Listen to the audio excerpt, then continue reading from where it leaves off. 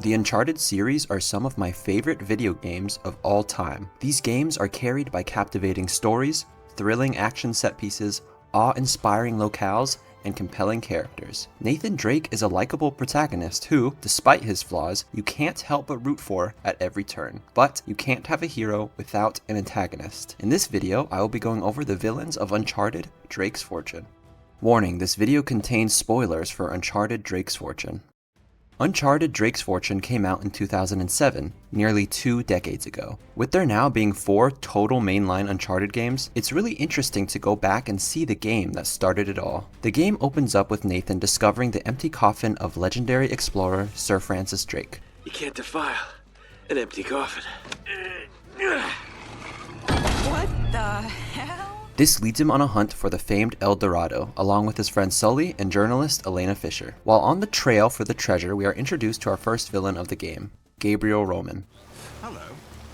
A British crime lord. Roman is an old business partner of Sully's, and Sully owes him a lot of money. Sully tells Roman about El Dorado, unbeknownst to Nathan, in an attempt to appease Roman. This leads to Roman and his men ambushing Nate and Sully after Nate discovers a map with more clues to El Dorado. Roman ends up shooting Sully, and Nathan narrowly escapes.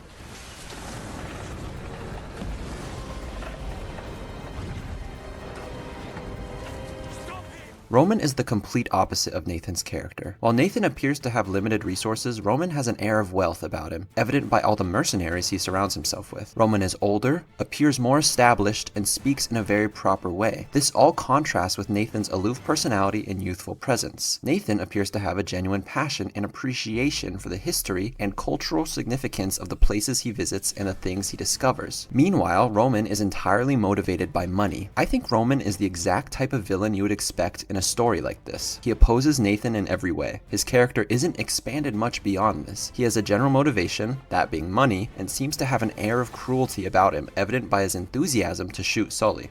No, I think this will hurt him a bit more. Now, whoa. Come on, Roman. He's got nothing to do. Sully! Alongside Roman is Navarro. Take it easy, Navarro.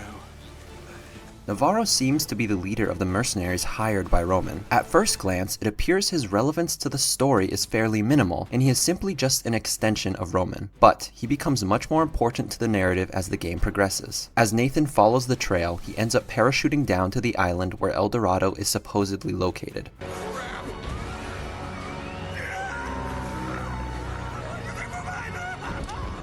He unfortunately ends up getting captured and thrown in a jail cell. It is then revealed that he is being jailed by Eddie Raja, the leader of a pirate gang and an old business associate of Nathan's. Hey, Drake. Eddie Raja. I should have guessed. Eddie is being employed by Roman and Navarro to help find the treasure, and his role in the story is pretty minimal. Eddie does seem to have more in common with Nathan compared to Roman. He also has a history of working with Nathan in the past. While Eddie is not necessarily nice, he does provide some comic relief moments and is even shown to care about the well-being of his men. I think Eddie mostly serves to provide the story with a minor antagonist so it can build up to some of the more major villains of the story. With the help of Elena, Nathan manages to escape the jail cell and take his map back from Eddie. Well, come on! Thank you. Hey! As the story progresses even further, we see this interaction between the main villains of the story. And what about you, Navarro? Are you worth what I'm paying you? The vault's here. I'm sure of it.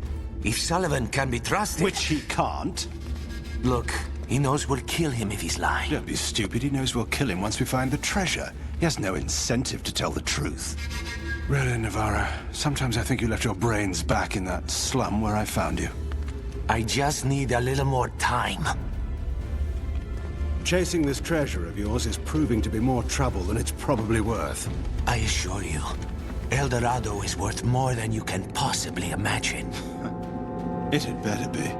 We see now that Navarro is leading point on the treasure hunt for Roman, and Roman hints at how he met Navarro in the slums. I think there is a bit of a parallel between Roman and Navarro's relationship and Sully and Nathan's. Besides just looking somewhat similar, their roles mirror each other as well. Navarro and Nathan are both the younger history experts, while Roman and Sully have more resources and experience, but are less knowledgeable when it comes to the artifacts and the history. However, the key difference in these characters' relationship is the trust that they have in each other, which is a very reoccurring theme in all the Uncharted Uncharted games. Nathan does later find Sully alive on the island, and he appears to be helping Navarro and Roman. Nathan then confronts Sully, who then reveals he survived the gunshot wound due to Drake's journal, and has been purposely leading Roman and Navarro to the wrong areas. Sully proves to Nathan that he was to be trusted all along. Navarro, on the other hand, ends up betraying Roman at the end of the game. So while the two relationships may appear similar, the crucial difference is the trust Nathan and Sully have in each other, different from Roman and Navarro. This leads me to the final major villain of the story,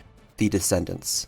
While the game does not seem to have any supernatural elements at first, it is hinted at that there is something strange happening on the island. Men are going missing, and Nate gets the feeling he's being watched. You're what? Nothing. Absolutely nothing. We're being watched. Eddie and Nate eventually meet up again and discover the island is inhabited by ghoulish-looking monsters. They face these monsters together, but the monsters end up killing Eddie, establishing them as a major threat.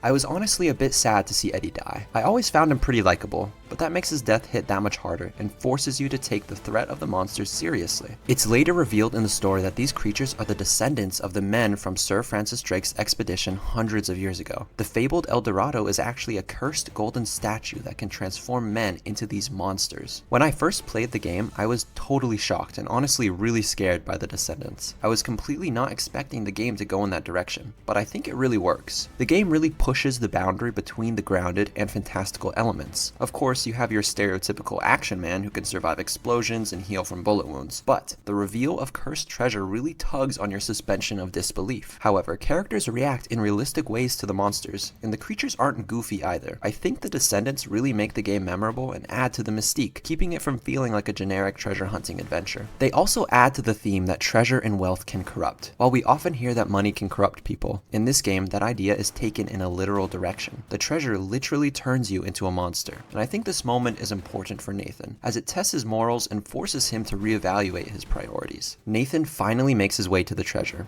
However, it seems Roman and Navarro found it first. He is determined to stop them as he realizes the catastrophe that would happen if the curse were to be released to the rest of the world. As Navarro and Roman approach El Dorado, Navarro encourages Roman to open the golden statue, which infects Roman, turning him into a monster, just like the Descendants. Watch this.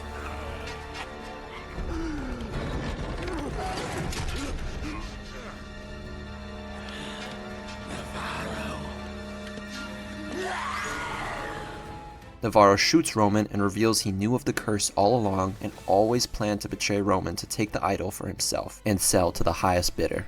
Here, we finally see the full extent of Navarro's character. It's a bit of a nice twist towards the end of the game, and I think Navarro makes a better final antagonist compared to Roman. This is mostly due to the similarities between Nathan and Navarro I mentioned earlier. As we can see, if Nathan were motivated entirely by greed, he could end up a lot like Navarro. But as Nathan makes the choice to stop Navarro and forget about the treasure, he cements himself as an altruistic person who makes the right choices when it counts. I think by having Navarro as the final antagonist, this point is made much more clearly than if someone like Roman, who is obviously so different from Nathan, were to be the final villain. Nathan ends up stopping Navarro. Navarro sinks to the bottom of the ocean with El Dorado, never to be seen again. Nathan, Sully, and Elena all go home with a few gold coins to their name. I think the end of Navarro is fitting. He is shown to be a character motivated entirely by greed, and in a cruel twist of fate, he ends up with the object of his greed forever. Nathan, on the other hand, lives to explore another day, as he abandoned greed and chose to do what was right. Uncharted 1 has a great story. The villains of Uncharted play a huge role in telling that story in a satisfying way, providing contrasts and similarities to Nathan and his relationships, mystique to the story, and a cautionary tale. Uncharted 1 is definitely the shortest of all the Uncharted games, but I think it's really impressive how it manages to establish the world and the characters for the first time, all while telling a pretty compelling story, and in no small part thanks to the villains of Uncharted 1, Drake's Fortune.